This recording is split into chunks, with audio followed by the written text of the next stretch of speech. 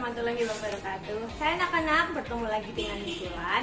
Nah, kali ini kita akan memasak bersama. Hari ini kita akan masak roti gulung sosis. Di sini sudah tersedia beberapa alat dan bahan yang kita butuhkan.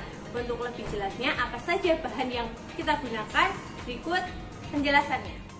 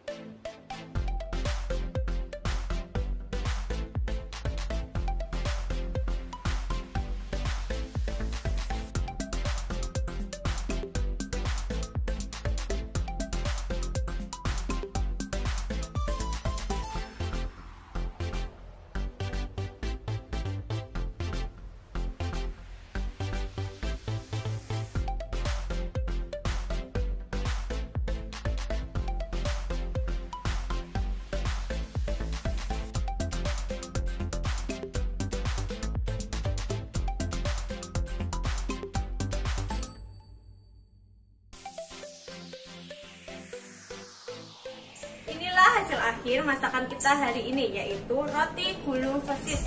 Jangan lupa ketika kalian membuat masakan atau memasak, jangan untuk mencuci tangan supaya tetap bersih. Selamat mencoba.